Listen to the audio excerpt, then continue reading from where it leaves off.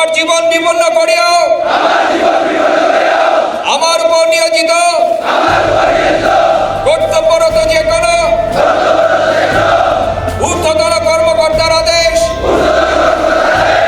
পালন ও মান্য করিব।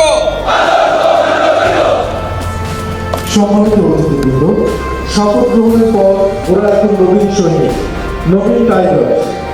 নবীন সৈনিকবৃন্দ, টাইগার্স পরিবারে তোমাদের জানাই সুস্বাগতম।